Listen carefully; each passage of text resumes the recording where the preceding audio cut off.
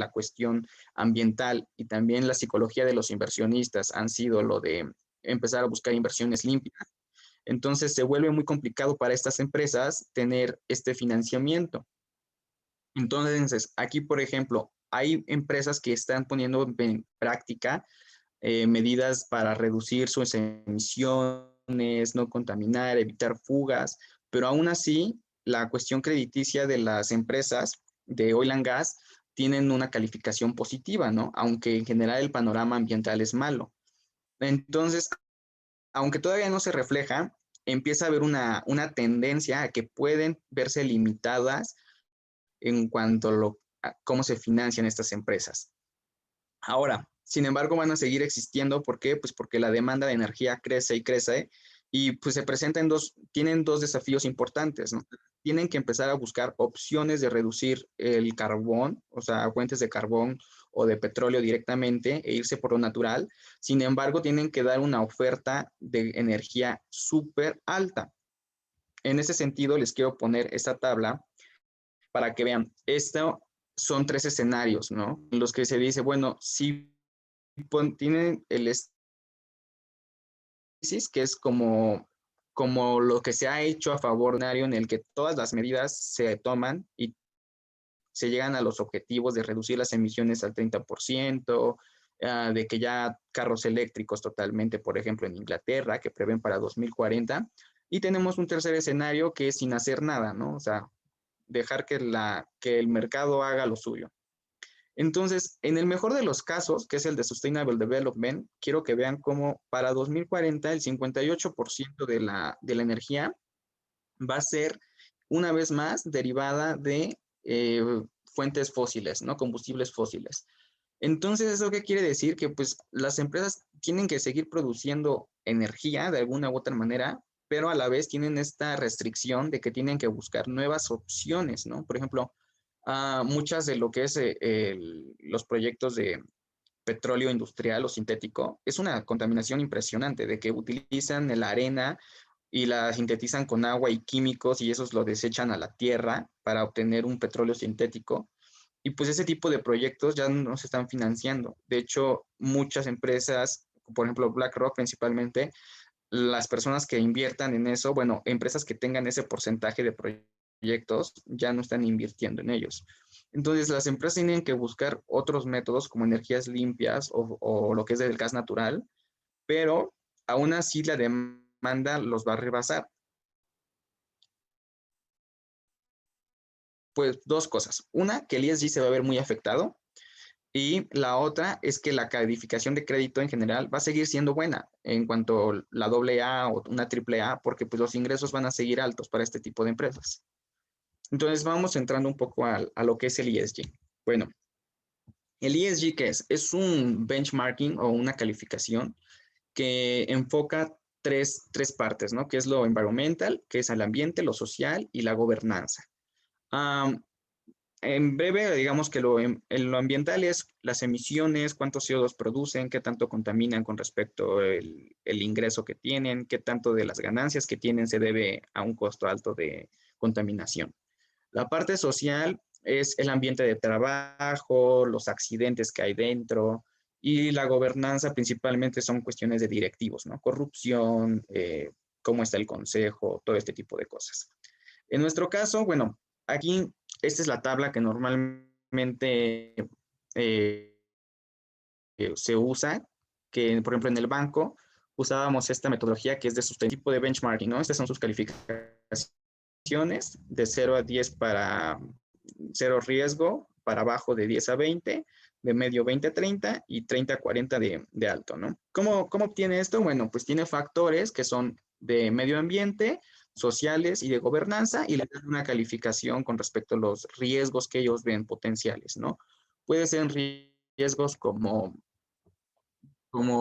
sí, bueno, ahorita vamos a ver unos de medio ambiente, pero en el caso de sociales, como cuántos accidentes pasan, si tienen seguro, los trabajadores y ese tipo de cosas, ¿no? Y bueno, hay varias empresas que se dedican a hacer ratings de este tipo, pero ESG digamos que les gusta al banco porque tiene una metodología de noticias mezclada con factores y estadísticas que se pueden obtener de las empresas, ¿no? Y es un poco volátil, pero bueno. En nuestro caso, que somos de empresa, pues de energías y de petróleo, en este trabajo, pues esas son como las principales áreas que, bueno, tenemos lo que son carbón la producción de carbón por las propias operaciones de la empresa, que es cuántas emisiones genera cada empresa por la cuestión de funcionamiento, cuánto genera al distribuir y vender sus productos de emisiones de CO2, que ese es el de Carbon Products and Services, cuánto contamina, que es el área de emisión y desperdicio, Effluence and Waste, que es cuánto contamina con el proceso de producción, y Resource Use, que es cuánto utilizan de recursos naturales, ya sea agua, no sé, puede ser maderas, etcétera, y cuánto de tierra y de biodiversidad del ambiente utilizan para sus procesos de producción, ¿no? O sea, cuando hacen una perforación, cómo contaminan los ecosistemas, cuánto dañan de tierra y todo eso, ¿no? Todo este tipo de cosas son los que usa esta metodología ESG para sacar su score.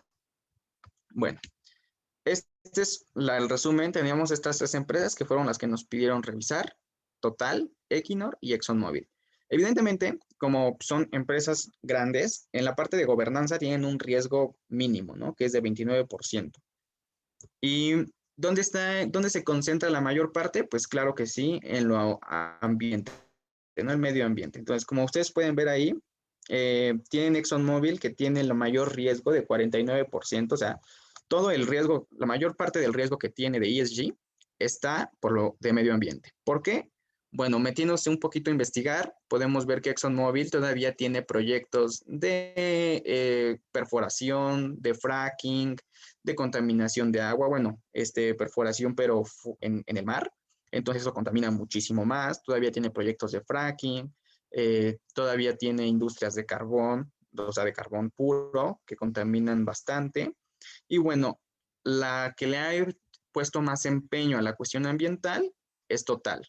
Esta empresa, pues principalmente ya toda la producción de energía es de gas natural, tiene detectores especializados para fugas, tiene cuestiones como redes de seguros para que se pueda mitigar cualquier fuga o problema. Y aparte tiene mucho dinero invertido en lo que es investigación y desarrollo de nuevas áreas, ¿no? Entonces todo esto al mercado le da buena espina y lo que hacen es pues prácticamente darle un factor crediticio menor, ¿no? Sin embargo siguen teniendo mucho riesgo, ¿no? Como pueden ver. Ahora, como ya les mencionaba, es súper importante que cuando hacen un tipo de benchmarking de este tipo, pues hay que meterse full a checar cómo están las empresas y no solamente en la cuestión financiera, ¿no? Que es muy importante, pero en general también en cómo están las tendencias del mercado, de la industria, del sector y todo eso. Por la parte de lo social y lo de gobernanza, pues realmente en este caso era insignificante porque pues no nos interesaba tanto, ¿no? Sabíamos que donde estaba el riesgo potencial es en lo de medio ambiente. Bueno, aquí son unas de las cosas que hacen estas empresas para tratar de reducir este tipo de riesgos, que son riesgos ambientales, que bueno, tenemos entre esas, pues reducción del gas, de emisiones de gas, firman algunos tratados como el TCFD, que es el Task Climate Change for Disclosure.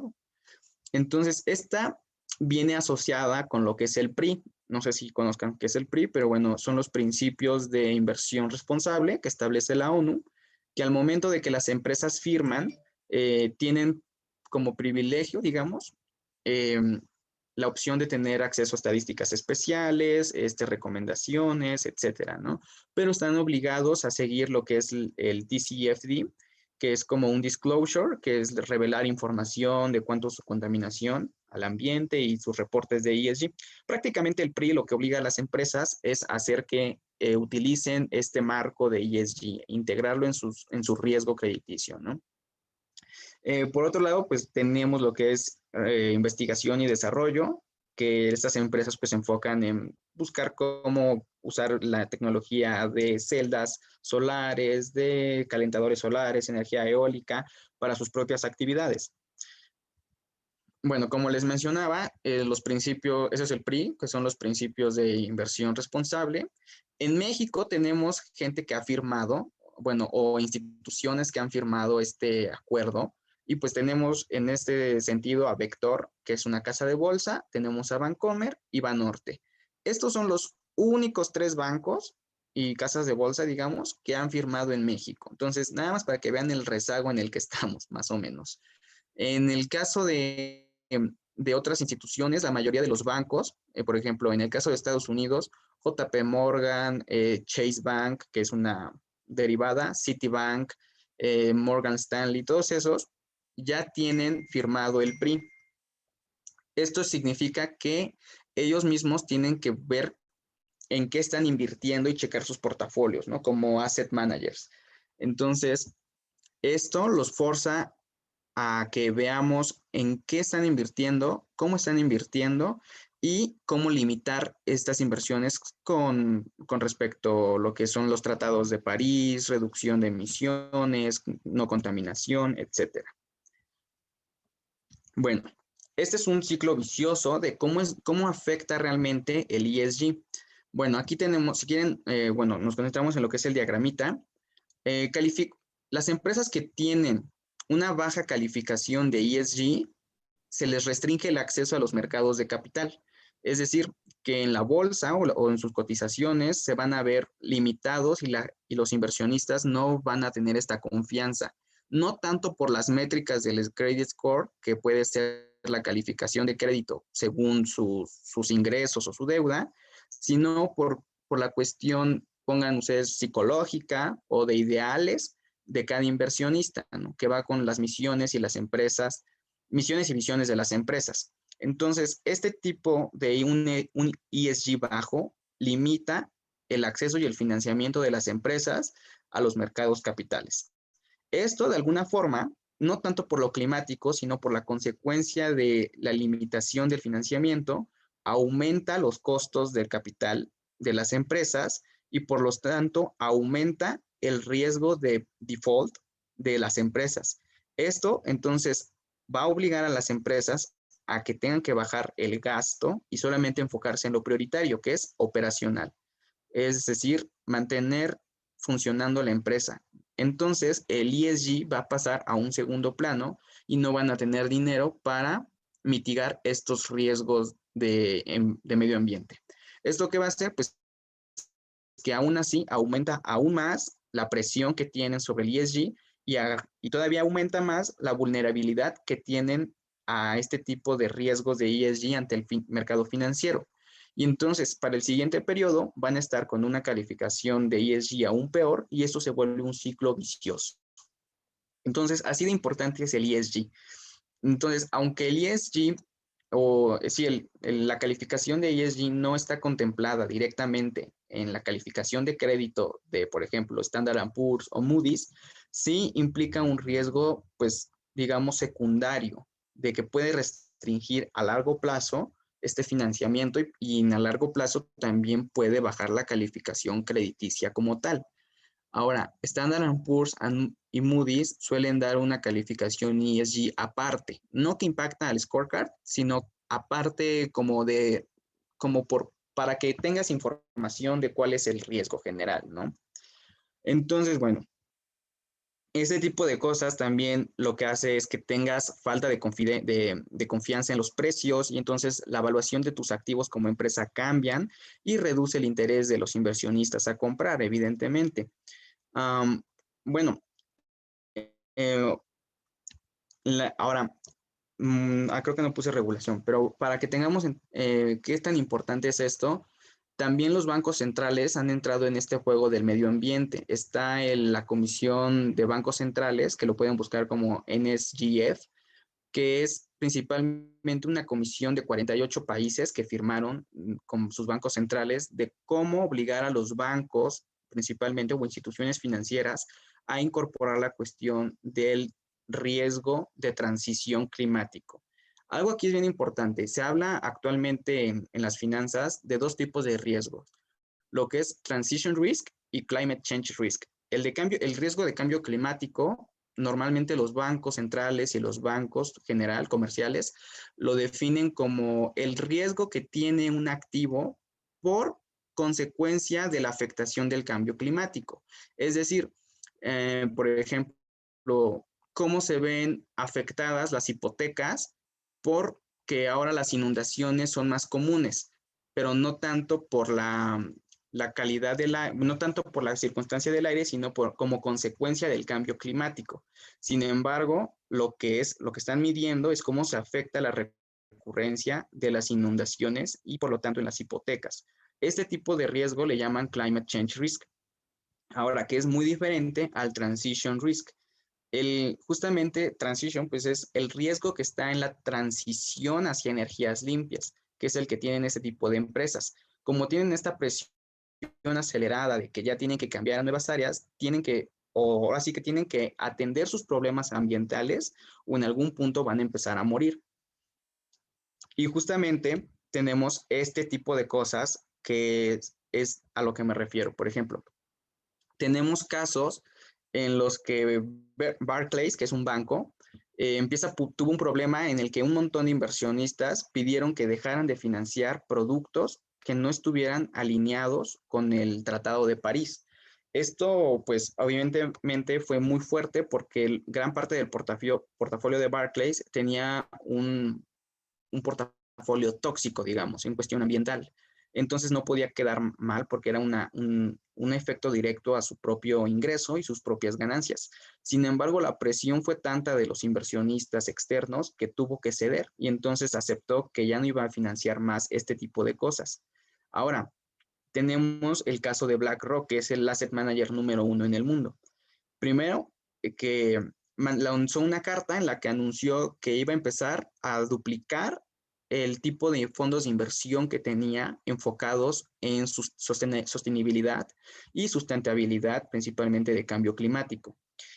Aunado a eso, como pueden ver, dice, corta el financiamiento a empresas cuyo ingreso derive de más de un cuarto de ingresos de carbón. Es decir, si tú eres una empresa, en este caso de oil and gas, que tiene proyectos de contaminación por extracción de carbón, olvídate de que BlackRock te financie. Y lo mismo con Barclays. Ahora, en Inglaterra, The Guardian sacó comunicados de que ya no más iba a publicar publicidad sobre empresas que consumieran este tipo de productos igual, carbón, petróleo por fracking y por contaminación de aguas, que le llamamos perforation offshore, ¿no? Que es fuera de la costa. Entonces, todo este tipo de cosas que hacen, pues bueno, justamente esto limitan a las empresas a que tengan que poner orden. Ahora, vamos dando un poquito a las consideraciones crediticias. Como pueden ver, estos fueron los resultados de Standard & Poor's. Realmente, la calificación es positiva, ¿no? Si nosotros lo vemos, es como de, ok, bueno, tiene una calificación de A-, o sea, es buena hasta eso, AA-. Y el ESG puede ser alto o mediano, o sea, realmente no se ve reflejado en sus métricas que están aquí arriba. Entonces, si pueden ver, la mayoría están bien. Sin embargo, este riesgo de ESG, lo que va a afectar, como ya les mencioné, es a largo plazo, ¿no? Todavía no se ve. Bueno, este es un esquema de cómo presenta Sustainalytics principalmente los riesgos.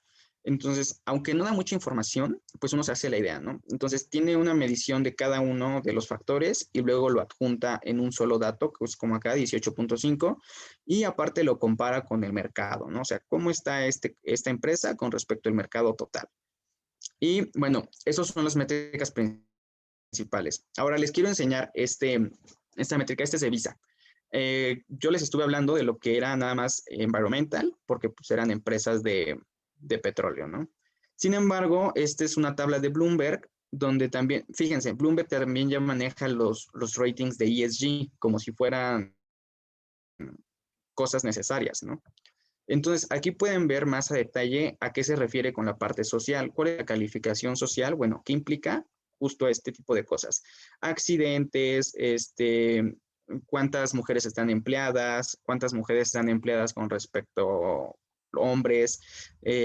Puedes encontrar, bueno, esos son los más importantes, pero hay otras como diversidad, inclusión dentro de la empresa, ese tipo de métricas, ¿no? Y así como nosotros hacemos los cálculos financieros de que para sacar el ROA y el RAE y todo eso, también se hace lo mismo para ese tipo de cosas. Por ejemplo, en el de environmental es cuánto de emisiones de gas por cantidad de ingreso, ¿no? Y entonces ya tienes ahí que el actual en ese entonces era 3.1, ¿no? Entonces, por cada dólar de ingreso que tenía la empresa, Visa estaba emitiendo 3.1 emisiones de gas, ¿no? Contaminante de CO2. Entonces, este tipo de métricas son las que ayudan a los inversionistas a tomar decisiones. Ahora, en cuanto a la parte de gobernanza que tenemos, bueno, el tamaño de la junta de gobierno o de los consejos, qué tanta independencia tienen los directores o los CEOs, el, el, el, promedio de edad de que tienen los directores, qué tanto de soborno hay en esa empresa, todo ese tipo de cosas, pues también la incluye el ESG. Al final, pues como lo dice los principios de inversión responsable, pues lo que se busca es una inversión, vaya, responsable, pero no solamente financieramente, ¿no? Sino también la parte de calidad social que tiene esta empresa. Ahora, como ya que nos vamos acercando, como estrategia, ustedes de inversionistas, les quería poner este caso, estos son fondos que tiene BlackRock, y pues miren, el último año dio 16%, 16.89 los fondos de inversión que dan de ESG.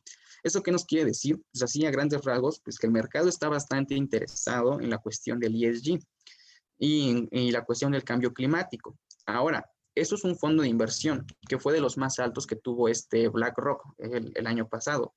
Si nos vamos a lo que son un ETF, que es principalmente es como un fondo nada más que cambia el día y están expuestos a sectores como tal, tenemos que fue el primer lugar que obtuvo rendimiento en la cadena de BlackRock. Entonces aquí tenemos que cada uno de estos ETFs dio el 141% de rendimiento el año pasado y el otro también 140% de rendimiento, ¿no? Entonces, ¿esto qué significa? Pues como pueden ver, la mayoría son ETFs enfocados en lo que es energía limpia. Entonces, aquí ustedes pueden ver que es lo enorme que interés que hay en el mercado por este tipo de productos, ¿no? Ahora, Standard & Poor's sacó apenas un reporte justamente en el que a causa del COVID se dio cuenta que la tendencia de las energías limpias crecieron aún más porque el petróleo se vio muy afectado por las cuestiones de industria, aumentando lo del ESG también, a tal grado que los ETFs de industrias como petróleo o de extracción de gas estuvieron con rendimientos negativos, o sea, al final del año terminaron en menos 46%, el más bajo de BlackRock. Entonces, esto es el nivel de importancia que tiene el ESG y estas cuestiones dentro del mercado financiero. Aquí yo les quería, esa es una igual de Visa. Aquí ya vamos más complementario a la cuestión del riesgo, ¿no? En la gráfica del lado izquierdo inferior, ahí tienen la distribución de cómo miden el riesgo, pero ese es meramente crediticio. Ahora, sin embargo, les quería enseñar que aquí todo lo que ven en clase de estados financieros se usa. Esa es la tabla principal. Y entonces en la parte de abajo tienen las métricas. ¿Y qué es lo primero que lanzan? El ROA. Y la otra es el market cap dividido entre los pasivos. Y luego tienen los activos totales entre el pasivo en forma de porcentaje y luego lo mismo, pero con respecto a la deuda. Estos indicadores son de importancia vital para los inversionistas y son con lo que toman las decisiones principalmente, ¿no? Bueno, en la cuestión de ESG, regresando a eso, ustedes pueden checar, no encontré el archivo porque son de acceso limitado de Standard & Poor's, pero tienen por sectores clasificaciones especiales de ESG entre el 0 y el 6, así como Sustainalytics, pero por sector. ¿Qué tan expuesto está el sector de energía? ¿Qué tan expuesto está el sector financiero a este tipo de problemas de cambio climático, ¿no? Y entonces dan una calificación y pues la mayoría son por cuestiones ya, digamos, pues muy técnicas en cuanto a cómo están los ingresos antes de impuestos, después de impuestos, cómo se ve afectado por las próximas inversiones que tienen proyectadas las empresas. Entonces, ese tipo de cosas son muy técnicas. Ahora, en cuanto a igual lo que es activos, perdón, evaluación de estados financieros, les voy a enseñar una de las métricas, o bueno, cómo hacemos nosotros normalmente los reportes en el banco. Este es realmente lo que hacíamos. Entonces, como pueden ver, viene como lo ven en clase, de que, bueno, primero la parte de liquidez, luego la de apalancamiento, de deuda, de riesgo, todo este tipo de cosas. Y conforme eso le damos un credit score, si le queremos llamar. En este caso, pues tienen señalado que es fuerte o muy fuerte, ¿no? Y cada uno tiene una explicación. Como tal, no tenemos los ratios como lo solemos hacer en clase, sin embargo, están ahí metidos intrínsecamente, ¿no? O sea, si pueden ver, dice resultados con respecto al earnings before interest and taxes, de 68%, crecimiento, tiene un apalancamiento de tanto por ciento, por ejemplo, en el leverage, que es el apalancamiento, tiene un apalancamiento fuerte de 1 por 1 con respecto al año pasado, a la baja o a la alza, y bueno, todas este tipo de métricas son las que se usan en el banco para determinar qué calificación vamos a tener. Por ejemplo, la calificación depende mucho también del analista. En este caso, la mayoría están bien sincronizadas con los resultados de Standard & Poor's y de Moody's.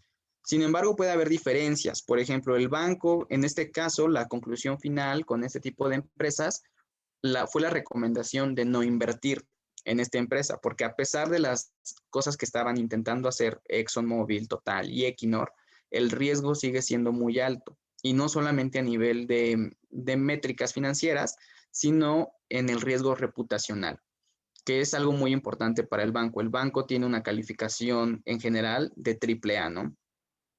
A más. Entonces, el tener ese tipo de portafolio, al ser un banco interamericano de desarrollo, lo que están haciendo es que tienen una exposición a que la gente diga, hay una incongruencia.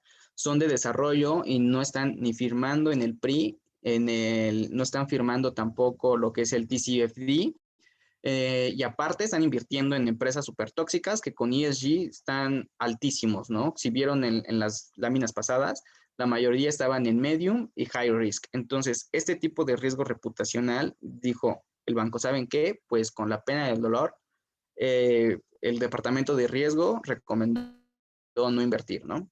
Entonces, son ese tipo de conclusiones que aunque Standard & Poor's y otras empresas digan, ¿sabes qué? Sí, hay que invertir en esta porque tiene buenos niveles de ingreso, de ganancia con respecto a sus costos o con respecto a su deuda y su apalancamiento, pues tienes que considerar otros aspectos, ¿no? En este caso nosotros consideramos la parte ambiental y dijimos, ¿sabes qué? No vamos a poder invertir en estas empresas porque representa un riesgo reputacional y aparte a largo plazo de riesgo de crédito. Y bueno, eh, ahora sí que fue la manera breve de explicar todo esto. Entonces, pues si tienen alguna duda en específico o quieren ahondar en algo, adelante, ¿no?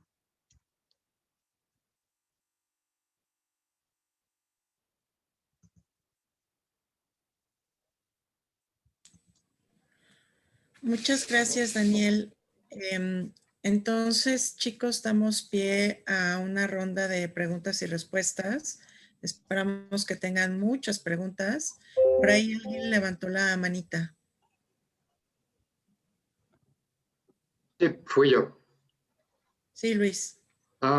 Buenas tardes. Tengo una pregunta respecto a los indicadores del ESG. Uh-huh. Digamos, sé que había una parte que estaba dedicada a qué tantos sobornos hacen las empresas, ¿no? Uh-huh. ¿Cómo levantan ese tipo de índices? O sea, porque supongo que una empresa no va a decir qué tanto está sobornando a alguien más, ¿no? Sí, es muy ambiguo. Ajá, entonces, y por ejemplo, eso o referente a la parte ambiental, ¿bajo qué métricas se basan para confiar, para darle confiabilidad a los datos que se están dando? Mira que eso es algo súper interesante. En la parte de la gobernanza y la parte de los sobornos y esos que son, dices, ¿cómo los miden? Es muy subjetivo, la verdad. O sea, la mayoría están hechas por encuestas. con respecto a lo que dicen los trabajadores, los altos directivos, con lo que se ha encontrado de noticias. Ese son el tipo de cosas que usa, por ejemplo, Sustainalytics. Vamos a lo mismo. Cada una empresa tiene, como aquí, está Standard & Poor's, está Moody's, está Fitch, y pues califican ellos la parte de crédito nada más, ¿no? Así está Sustainalytics y hay otros, Bloomberg también tienen su propia calificadora.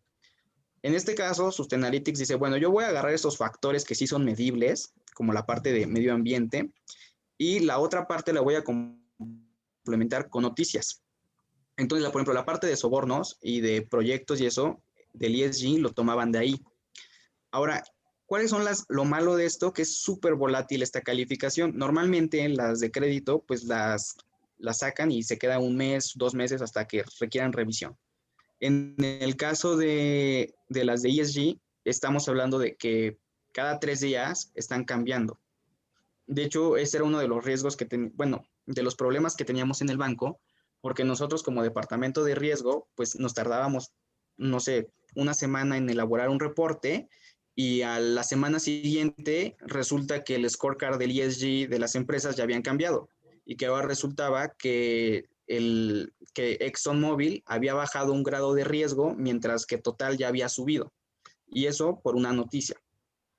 Entonces, esto fue muy problemático porque la parte de inversiones nos decía, es que queremos estos nombres, pero cuando los revisábamos ya habían cambiado las calificaciones de crédito, justamente por este tipo de cosas. Entonces, es muy subjetivo el cómo podemos aplicarlos directamente.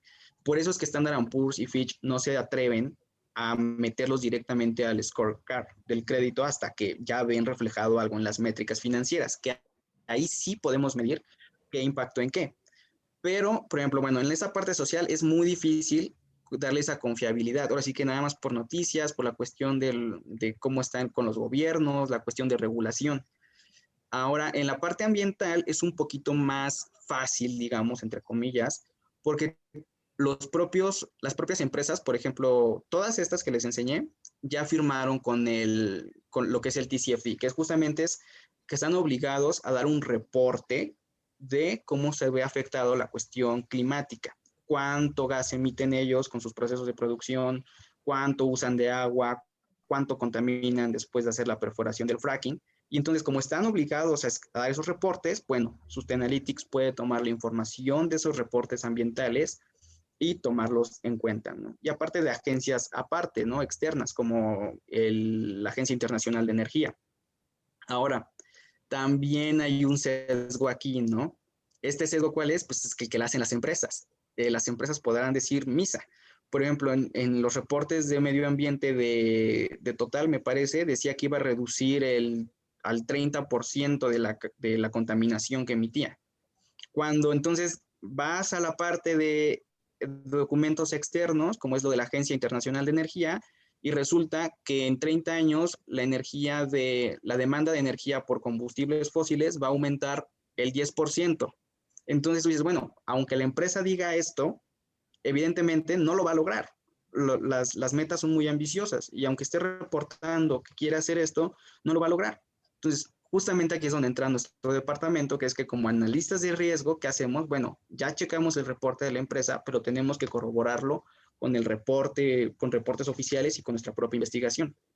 Y justamente por ese tipo de cosas fue que nosotros dijimos, ¿sabes qué? No podemos invertir porque hay una incongruencia de datos, o sea, las metas son irreales. Entonces, así es como nosotros tomamos en el banco este tipo de decisiones. Gracias. Sí, sí.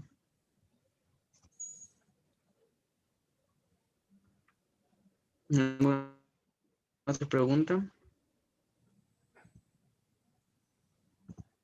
Aprovechen, chicos. Incluso le pueden preguntar cómo llegó a su pasantía, lo que ustedes quieran. Ahorita lo tenemos ahí de rehén, entonces puede contestar todo. Alejandro, yo sí tengo tengo una pregunta. perdón.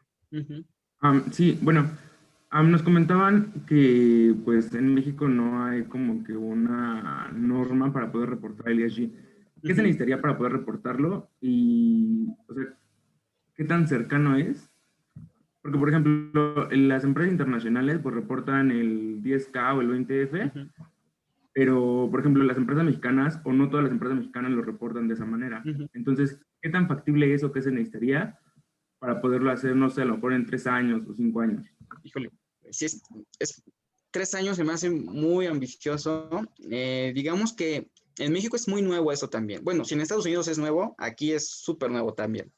Entonces, para que vean, el Banco de México está dentro de estos países de bancos centrales que firmaron el Acuerdo de Medio Ambiente.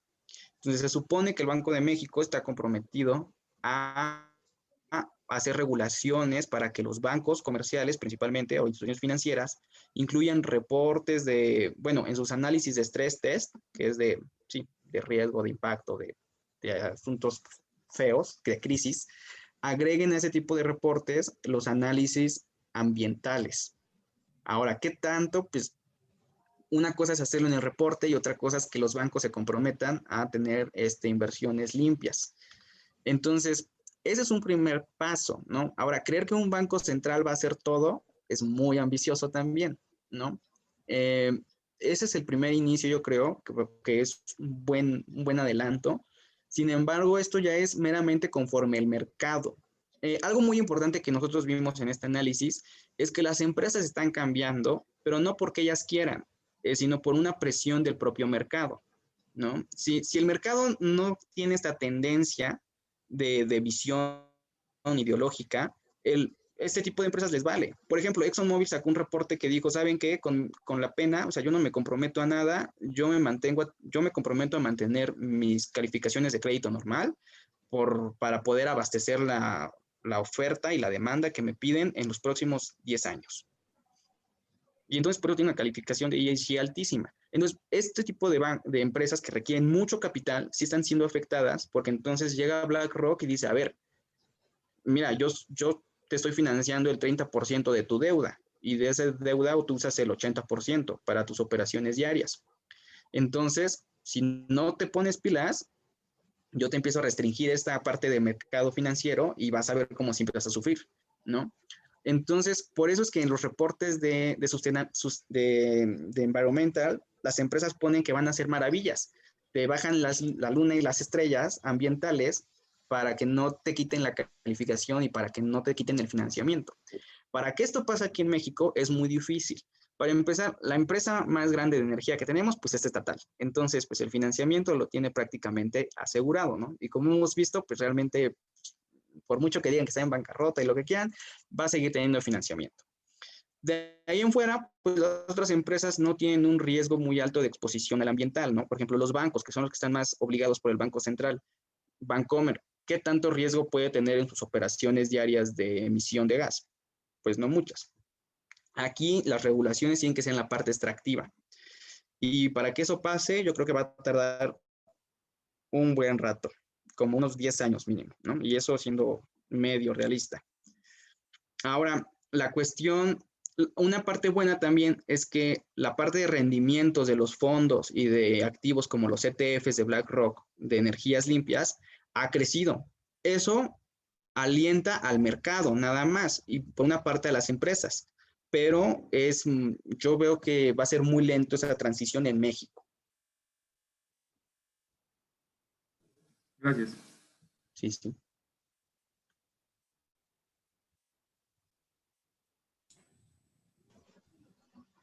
¿Alguien más, chicos? Yo tengo una pregunta un poquito más personal, no sobre tanto del trabajo. Con lo que decía la maestra, ¿cómo obtuviste tu pasantía y qué cursos nos recomiendas como tomar a través de la carrera?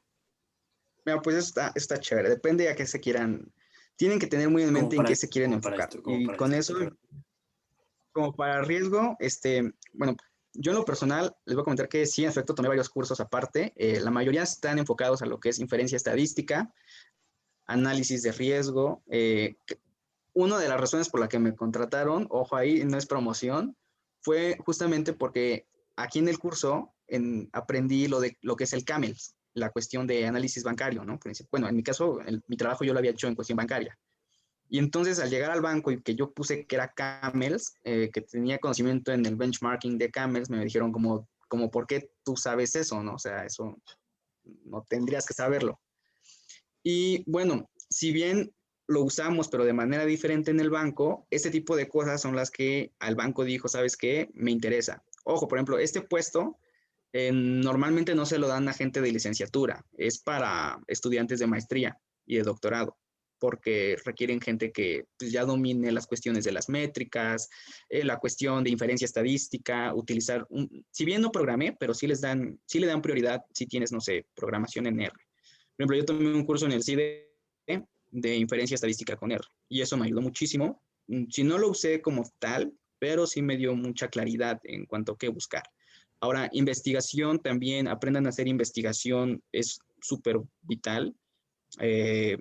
Agarrarte una metodología. Por ejemplo, una de las preguntas que me hicieron en la entrevista fue así, tal cual, así de pronto. Me dijeron, tienes este sector con esta información disponible. ¿Cómo empezarías a hacer una investigación para un reporte? Y entonces ahí dices, a la madre, te agarran así de pronto y tú tienes que empezar, no, primero por sector, luego me voy a las empresas, analizar el mercado, todo esto, y de ahí utilizo qué estadísticas, pues tales, estas estadísticas, esto, y planteo una metodología por comparación, etcétera. Todo eso te sirve muchísimo para elaborar reportes de este tipo.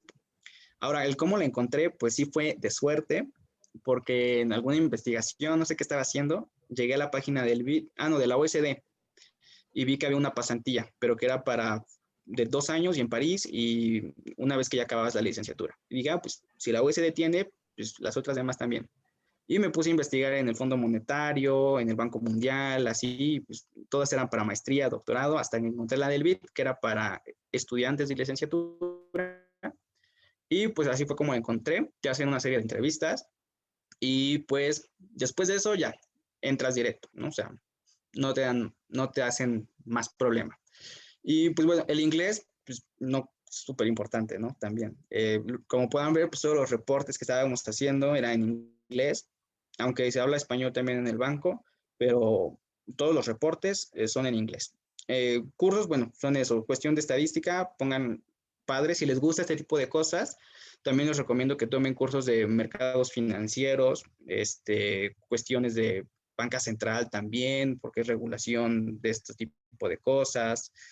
Y pues con eso fue con lo que a mí me aceptaron, ¿no? Principalmente eso, o sea, cuestiones de programación, que sepan que sabes usar los números y que tengas un poquito de conocimiento más enfocado al sector. Y ya con eso. Y bueno, ya de ahí tienes el mundo abierto, ¿eh? La verdad es que ya te ven diferente. Y pues creo que lo que enseñan la profesora es vital. Lo bueno es que tenía el reporte, porque de hecho yo el trabajo que hice me lo llevé a Washington porque dije, pues no vaya a hacer una de esas, algo sale de ahí. Y justo, o sea, te piden de bote pronto razones financieras. ¿Sabes qué? Quiero que de esta empresa te metas y me saques todo lo que puedas de liquidez y que me hagas un análisis. O sea, pero te lo dicen así, ¿no? O sea, en mi caso me dijeron, tienes que hacer ese reporte de oil and gas, son estas 3 empresas, haz lo que quieras. Y ya. Entonces, pues yo dije, ¿cómo empezaba? Y pues agarré el reporte de la profesora y empecé otra vez a revisar qué métricas había. Ah, sí, cierto, ahí estás. Y así los vas en ese orden. Y pues ya. Entonces, eso tómenlo mucho en cuenta y pónganlo en su CV. Si saben hacer camels y ese tipo de cosas, pónganlo porque sí resulta atractivo en el mercado. Cabe destacar, chicos, que Daniel siempre fue un alumno destacado, por lo menos considero yo, eso es lo que podemos decir, tanto la maestra Liliana como yo. Ay, perdón, voy a apagar un tantito mi audio. Es que es el doctor Max y la doctora, no me acuerdo cómo se llama, que siempre hacen ahí su intervención para opinar sobre las conferencias. Pero bueno, sí, efectivamente, como decía la maestra Jaén, además es una persona muy activa, ¿no? Siempre anda metida en cursos, metido en cursos, en temas, en buscar intercambios, y eso es algo muy importante, ¿no? Les da mucho plus a su currículum el hacer algún tipo de intercambio con escuelas o con alguna institución, pero pues justamente tienen que empezar a construir su CV pues desde ya, ¿no? Es más, desde el semestre pasado. Para que tengan justamente al momento en que quieran solicitar alguna oportunidad, pues tengan ya un currículum donde han hecho cosas que les puede servir justamente para dar una idea de que ustedes ya saben trabajar, que ya tienen conocimientos de ciertos temas. Y sí, la verdad es que si bien a lo mejor no se hace exactamente como en cada banco, como en cada institución, las herramientas que aprendemos en este curso son muy útiles para empezar como que a demostrar de qué somos capaces nosotros, ¿no? Y bueno, pues Daniel además es una persona que también busca siempre el dar, ¿no? Entonces, cuando me comentó, oiga, si quiere puedo platicar, yo dije, claro, perfecto, ¿no? Pues ¿dónde conseguimos a alguien que de forma tan directa nos platique justamente de estos temas de punta, de una forma, además que podemos entenderlo, ¿no? En este semestre, porque si ustedes se interesan en el tema, pues ya pueden empezar a buscar conferencias o ponencias en YouTube, o la mayoría están en inglés, sí hay también algunos en español, pero bueno, obviamente están, por ejemplo, enfocados a capacitar a personal de los bancos, particularmente a directivos, ¿no? Porque están justamente en ese proceso de convencer que los bancos firmen los PRE, que firmen, que entren a estos temas de ESG. Entonces, pues obviamente tienen un nivel más avanzado porque no va dirigido a nosotros, bueno, a ustedes como estudiantes, ¿no? Yo siempre me incluyo, pero ya no soy tan joven. Pero bueno, miren, ahí está el doctor Max. Si quieres activar tu, tu micrófono, Mari. Doctor Max. Sí, lo que estaba comentando, recuerdo perfecto a Daniel, que además estaba en un grupo que era totalmente apático, y recuerdo que cuando dimos clase con clase, ¿no? Daniel era de los pocos que siempre participaba. Bueno, excepto Abraham, porque ahí hacían la mancuerna con Abraham. Ajá, exacto.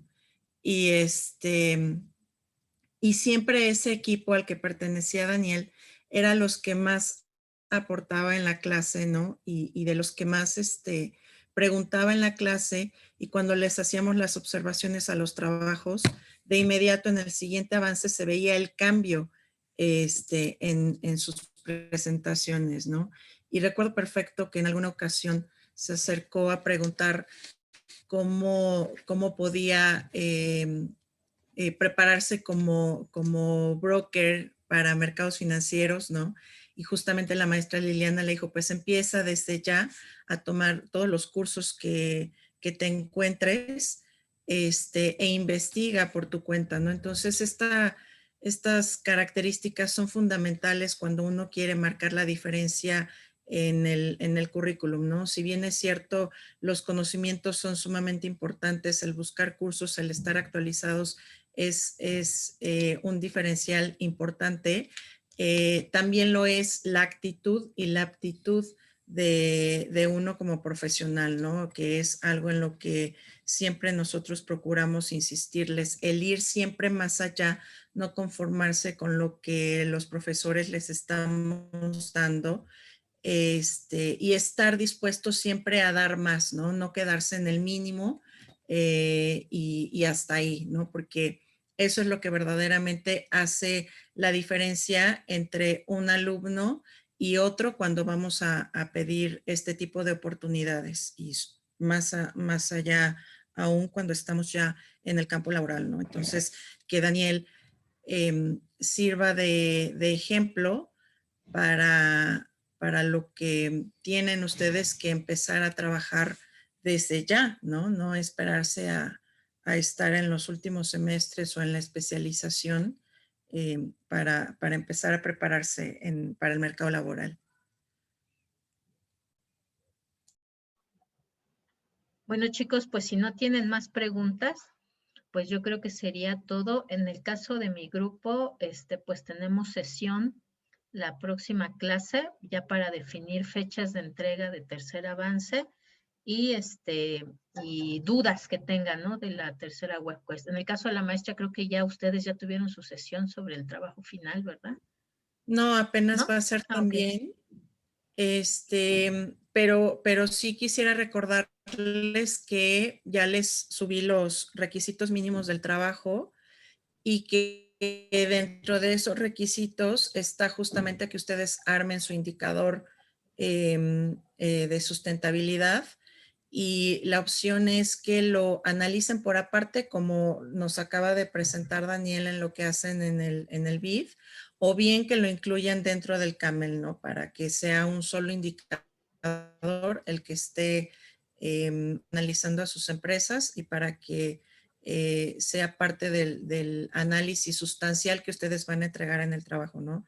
Es decir, ahora van a asumir que el inversionista al que le están hablando está muy interesado en estas temáticas y que su decisión no la va a fundamentar únicamente en la rentabilidad del portafolio, sino también tiene que considerar lo que estén haciendo las empresas con respecto a las temáticas de sustentabilidad.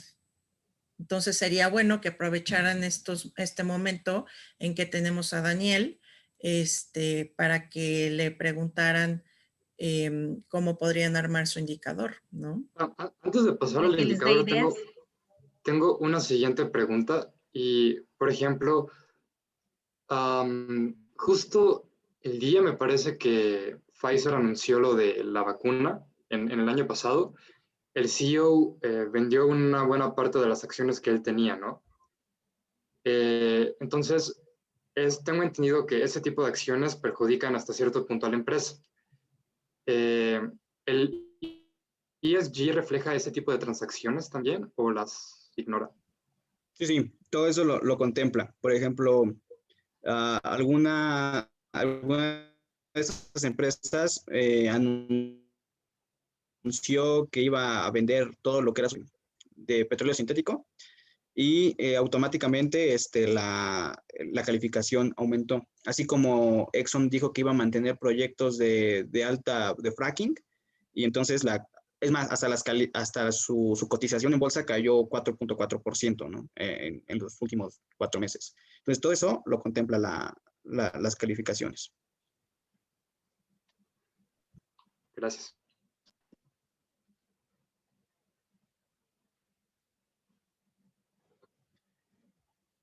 Los demás chicos no quieren aprovechar que tenemos alguien que además ya hizo el trabajo que solicitaron las maestras y que ya sabe cómo obtener una buena calificación.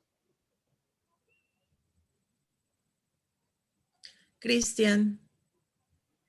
¿Qué tal, Daniel? ¿Cómo estás? Buenas tardes. Primero, pues muchas gracias por la expo, y pues también una pregunta acerca de la información del medio ambiente, un problema que nos encontramos mucho ahorita que queremos hacer este índice, pues este indicador, perdón, está como difícil encontrar la información, como que muchas lo tienen como oculto, o incluso no queremos agarrar datos de la empresa justo porque son muy, muy bonitos, ¿no? O sea, como que nos dicen, la empresa es muy conservadora en cuanto a todo lo que ocupamos para el medio ambiente, y pues creemos que no es realidad. Entonces, ¿de dónde podríamos sacar una mejor información?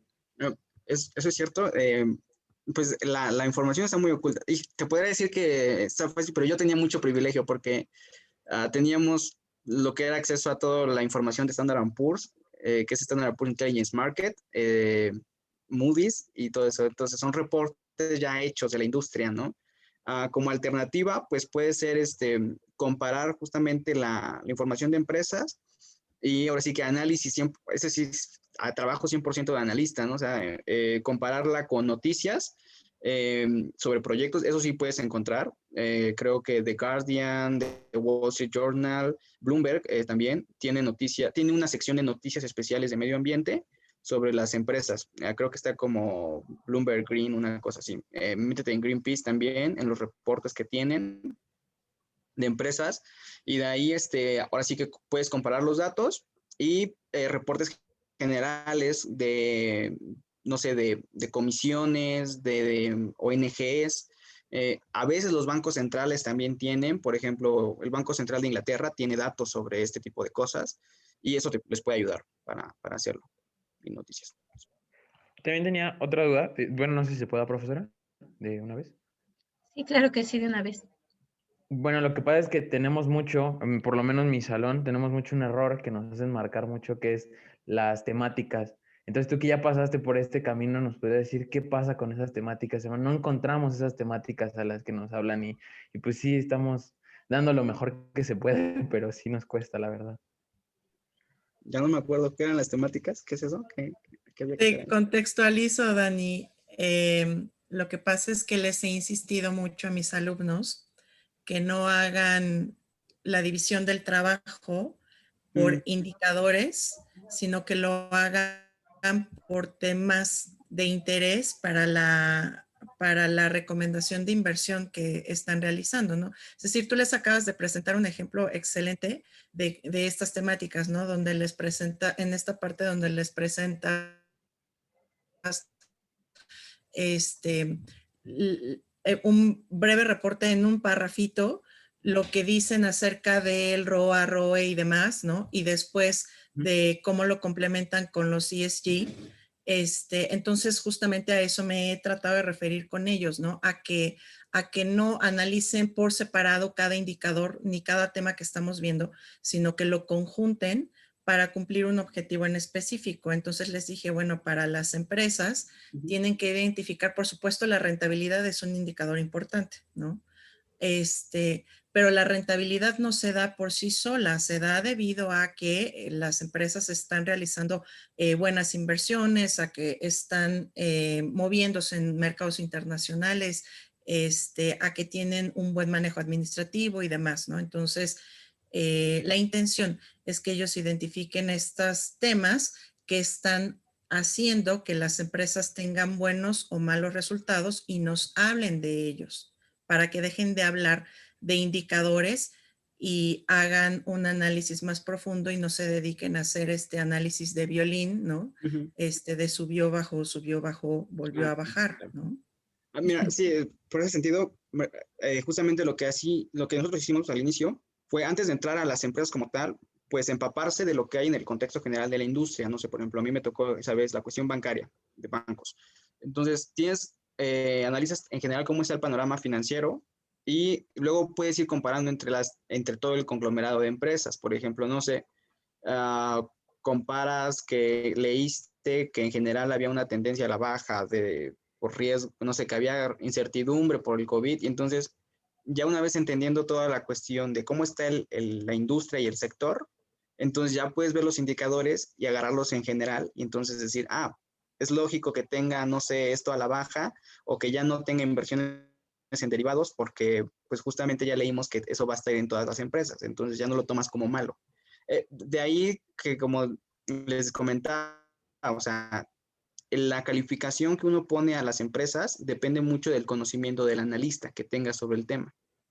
Entonces, lo ideal es conocer todo el sector, toda la industria, lo más que puedas, y ya después empiezas a buscar las empresas, pero por cosas especiales que han hecho. O sea, las noticias ahí les ayudan un montón.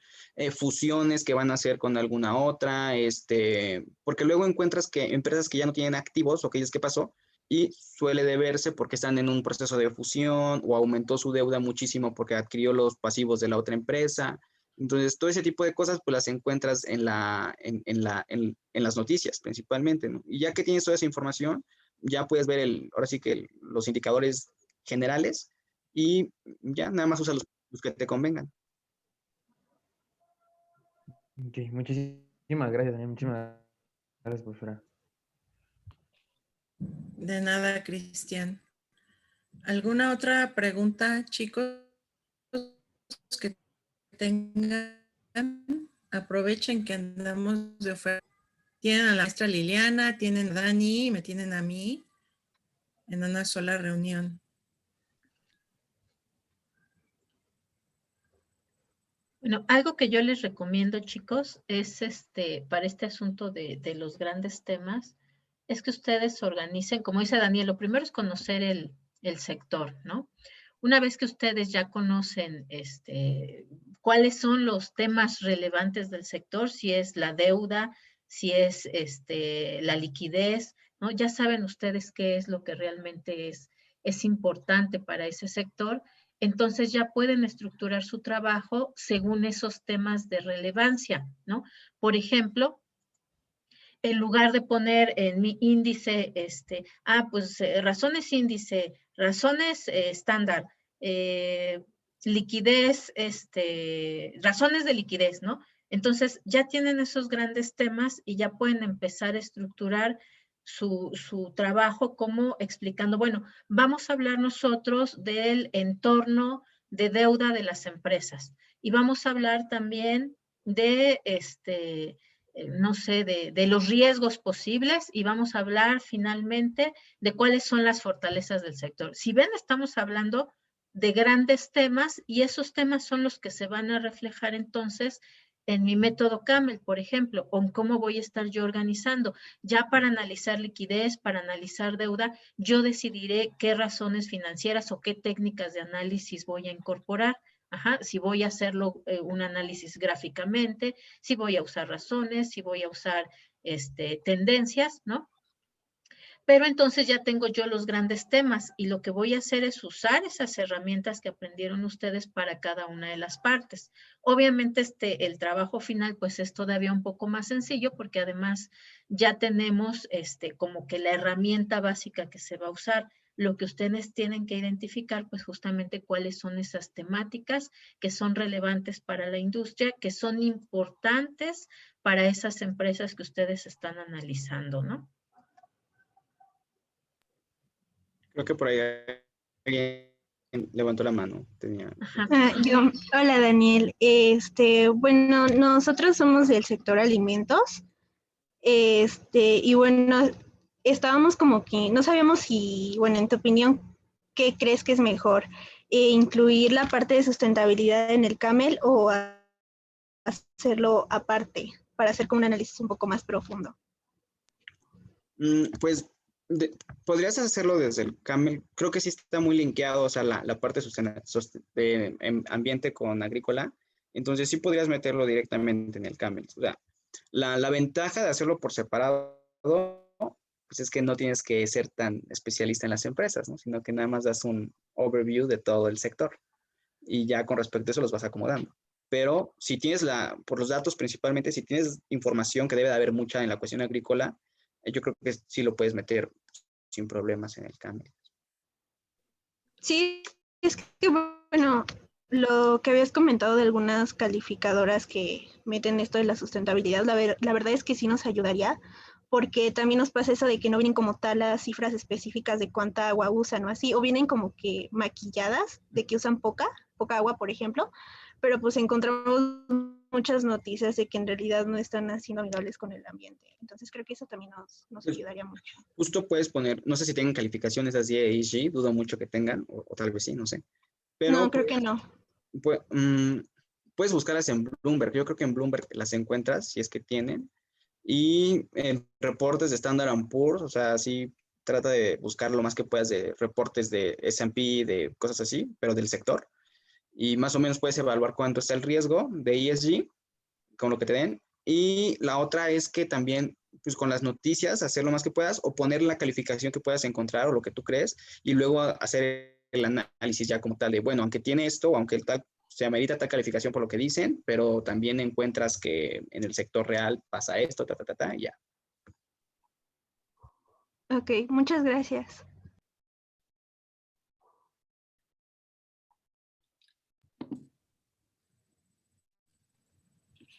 ¿Listo, chicos? ¿No más preguntas? Bueno, pues si no hay más preguntas, pues muchas gracias, Daniel, por el apoyo. Ya hasta, es más, les diste tips, ¿no? Para su trabajo.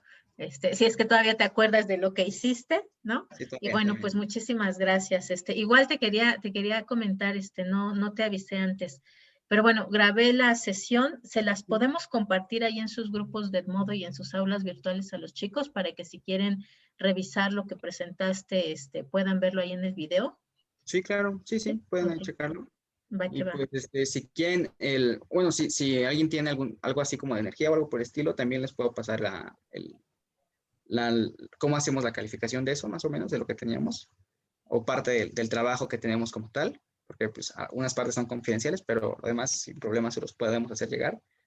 Y pues nada, gracias también, profesora, por el tiempo. Y pues a ustedes también, chicos, Y pues, como última recomendación, tírenle grande, o sea, cuando me aceptó el banco, yo dije, como, ¿por qué me aceptó, la neta? Pero desde ahorita, como dijeron las profesoras, o sea, métanse, si les interesa ese tipo de cosas financieras, métanse a las páginas de Bloomberg, de BlackRock, de los fondos de inversiones, de bancos, y chequen en las partes de carreras, o sea, dicen careers and jobs, ahí encuentran un montón de programas para jóvenes, o sea, Goldman Sachs tiene, JP Morgan tiene, Chase tiene, Morgan Stanley tiene, todas tienen. Entonces, ustedes pueden checar qué es lo que requieren y a trabajar sobre eso. Otra pregunta por ahí, ¿no? Ajá. Sí, Ivana.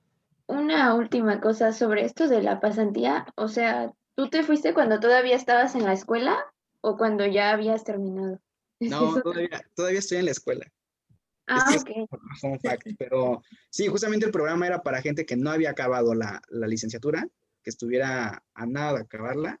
Yo no estoy a nada de acabarla, pero aún así me aceptaron, entonces por eso les digo, ustedes metan sus papeles y es lo de menos. Entonces, así hay programas muy buenos para undergrads y entonces esos son los que les sirve mucho.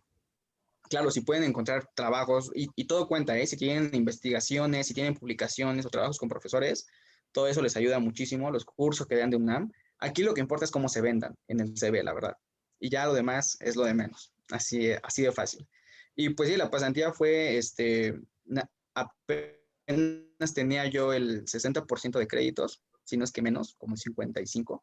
Y con que tengan la mitad de la carrera, pues ya ustedes dedíquense a aplicar si quieren. Y claro, con cursos, para los cursos, métanse a cursos, por ejemplo, en el Fondo Monetario tienen cursos muy buenos de econometría, o sea, adelántense ese tipo de cosas para que digamos que el CV destaque, ¿no?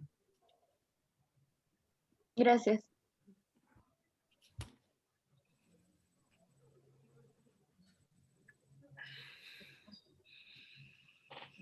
¿Algo más, maestra? Bueno, yo tengo una última pregunta.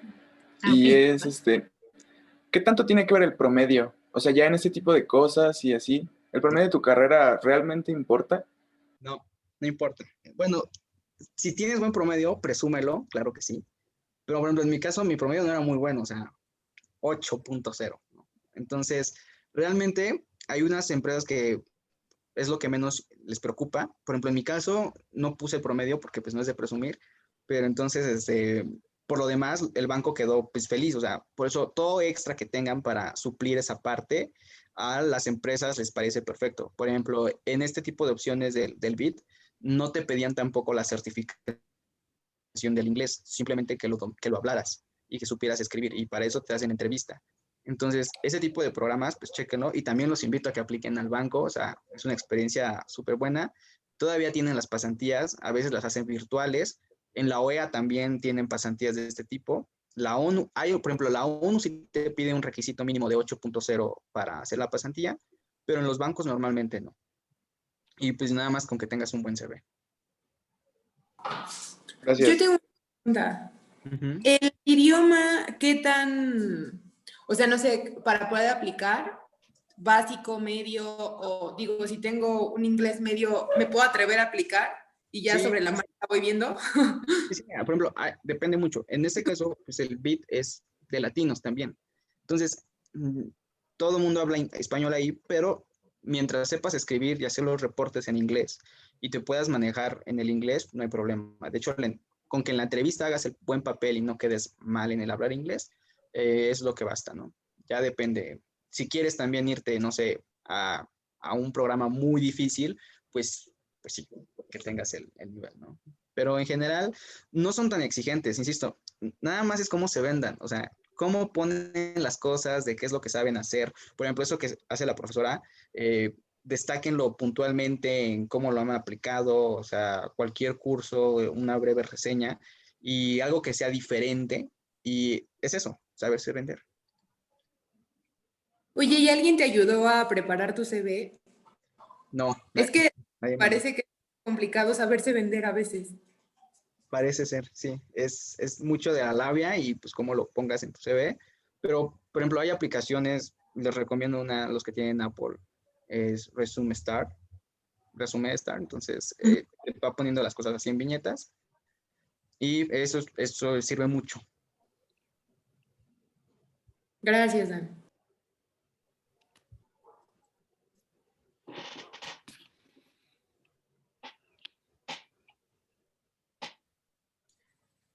¿Alguien más, chicos? Yo, disculpa, comentabas que también te habías ido de intercambio y como dice la profesora que te metías a cursos y demás, ¿cómo le hacías para organizar tu tiempo? Porque bueno, no sé si ahora es como más por las clases virtuales, pero no nos da tiempo de nada. Bueno, no mucho tiempo. Bueno, yo no soy tan buen estudiante como dicen las profesoras, ¿sí? Entonces, eso les puede dar ventaja a muchos, porque hay esperanza, si hay, sí se puede. Justamente, una de mis imposibilidades es hacer el intercambio por la cuestión del promedio, y ojo, no soy regular, entonces a mí me limita mucho eso. Entonces, justamente sabiendo eso, dije, pues las probabilidades son pocas de irme por parte de la UNAM. En ese sentido, pues ustedes pueden buscar ajeno a eso opciones de intercambio. Por ejemplo, si quieren estudiar, ahí les doy otro tip, chequen la página de Paris School of Economics, tiene un programa para economistas, está enfocado en eso, y realmente no te pide promedio ni nada, solamente que tengas la constancia, y son programas intensivos en economía, tienen diferentes de micro, etcétera. Exactamente, por ahí vi que alguien hizo así. Sí, cuestan, sí cuestan, pero hay financiamiento. Pueden buscar en otro tipo de opciones. No sé, el CONACYT tiene algunas, así por ejemplo. O fundaciones, y por ahí se pueden ir. Si, por ejemplo, en el caso que les interese Francia, está Campus France, que da opciones de financiamiento. Entonces, si no, pues, pero sí. Pues, así es como logré sacar esos cursos, porque si no, no me hubiera ido. Y no tengan miedo de dejar la escuela, by the way. Bueno, en el buen sentido. En mi caso, pues me atrasé mucho más porque me fui en enero. Todo fue desde enero hasta marzo, o sea, hasta que empezó la pandemia. 3 meses. Y pues uno de los que yo decía era, pues voy a perder un semestre, ¿no? No importa, vale la pena, mucho. Sí, chicos, una recomendación rápida que les puedo dar. Estuve yo colaborando un tiempo con la Secretaría de Intercambio Académico. Exactamente, ¿no? Es decir, si ustedes quieren que la UNAM los presente, es decir, irse por convenio con la UNAM, efectivamente se requiere promedio, y normalmente se selecciona, o bueno, en la Secretaría seleccionan de los mejores promedios hacia abajo, ¿no? Entonces, si el de más alto promedio no pudo, el que sigue y el que sigue. Entonces, si son pocas las posibilidades, ahí sí es importante el promedio y que se cumpla con todos los requisitos, ¿no? 60% de créditos, etc. Pero también hay formas, justamente, ustedes pueden buscar directamente programas o convenios y pueden escribir directamente a los encargados de esas universidades o de esas instituciones y preguntarles si hay algún tipo de institución que los pueda becar o si ellos tienen alguna beca, ¿no? Ahora sí que hablando de esto de la discriminación positiva, muchas instituciones europeas, americanas, pues tienen su programa, ¿no? De discriminación positiva, que es para estudiantes latinos del tercer mundo, pobres, bla, bla, bla. Entonces, cuentan también muchas veces con apoyos financieros. En particular, yo, por ejemplo, conocí el caso de una chica que ella se quería ir a Alemania, y ella escribió directamente a la universidad, al programa de intercambio que quería participar, preguntando si había algún tipo de apoyo de beca complementaria o beca completa, porque ella quería irse, pero no alcanzaba a completar lo que necesitaba, ¿no? Para poder vivir allá. Un semestre creo que ella iba a estar. Sus papás obviamente pues le iban a pagar el avión, pero pues estaba buscando ella para poderse quedar allá. Y en particular, le escribieron un poquito después la universidad, fue una universidad alemana, no recuerdo bien cuál, y les dijo, ¿sabes qué? Que ahorita tenemos tal programa, te podemos dar una beca. Y la chica se fue un año, ella planeaba irse un semestre y finalmente se fue un año porque entró dentro de estos programas que tienen, ¿no? Entonces, más vale el preguntar, investiguen, por supuesto, pero también pueden preguntar directamente a las instituciones si ellos tienen algún programa de apoyo, ¿no? Entonces, ya sea que se vayan presentados por la UNAM, ahí sí tienen que ir peinaditos, bonitos, con promedio, con porcentaje de avance, etc., pero también lo pueden hacer ustedes mismos si tienen la intención o el interés de hacerlo. Alguien más por ahí tenía creo que una duda, un comentario. Sí, yo, profesora. Son dos preguntas. Una, en cuestión de esto que dices que te afectó un poco porque te atrasaste un semestre. ¿Qué fue lo que tuviste que hacer o sea, como darte de baja temporal o algo así? No, bueno, yo fui muy soberbio creyendo que iba a poder con el semestre y lo que hice fue anticipar a los profesores, checar cuáles eran los que iba a tomar y les pregunté, les dije, ¿saben qué? Voy a tomar este curso, me aceptaron, bueno, en la pasantía en Washington, voy a estar haciendo esto, creo que hay una opción así y hay profesores que te van a aceptar u otros que no. O la otra es que te des de baja temporal y aproveches el tiempo totalmente allá, ¿no?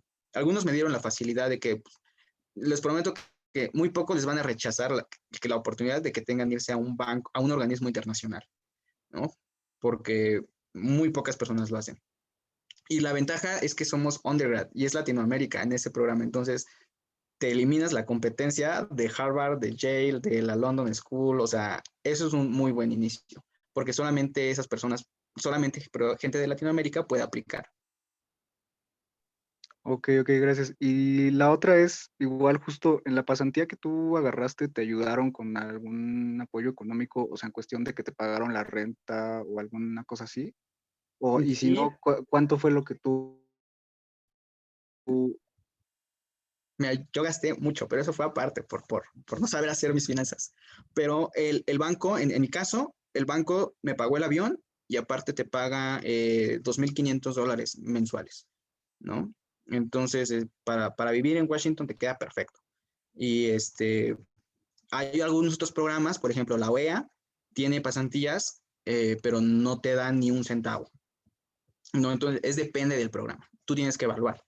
Por ejemplo, ahorita hay varios programas de la OEA, está Inter-American Dialogue, que son pasantías en línea y les pueden servir para hacer currículum, justamente. Ok, gracias. Sí.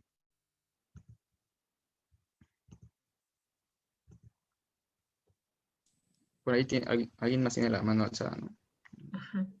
¿Se quedó alzada Sí, su bueno. manita o tienen duda? Ah, ok. No. Le iba a preguntar, pero más hacia mi profesora acerca de, entonces, la clase en la que definiremos fechas, profesor, así como bueno, que nos diga los comentarios del segundo avance, ¿va a ser la próxima semana o cuándo lo veríamos, profesor? Sí, vamos a reunirnos, yo espero que el lunes, para entregarles comentarios, para que veamos las dudas de los índices, bueno, del contenido del trabajo y para fijar fecha de entrega. Ok, profesora, muchas gracias. Bueno, no sé, profesor, si me permite, les voy a poner mi correo en el chat por si alguien tiene alguna duda en general y quiere mandar algo, o si quiere el reporte, pues me lo puede pedir directamente, ¿no? Sí, claro, Daniel. Muchas gracias, Daniel. A usted. Bueno, chicos, pues ahora sí ya se nos terminó el tiempo. Yo tengo una Entonces, duda. ahora, aunque tengan dudas, ni modo. Bueno, alguien más creo que quería preguntar algo, ¿no? Ya, la última y nos vamos. La última y nos vamos. Ya tengo hambre. Sí, oye, bueno, ¿cómo se llamaba el programa? Bueno, ¿En dónde? el mío lo puedes conseguir. Sí, se llama son por áreas, pero tú búscalo como pasantías BIT y ahí te van a salir todas las que hay. Ah, muy bien. Bit, así con... Ajá, BIT o Con B. B y D. Ah, muy bien. Bueno, gracias. ¿Sí, no? Bueno, chicos, pues muchas gracias por haberse conectado. Espero que les haya gustado el tema, la información extra, los tips, todo, y que les sirva mucho para que presenten unos súper trabajos finales, ¿no? En los dos grupos. Y bueno, chicos, que tengan linda tarde. Provechito. Muchas gracias, chicos.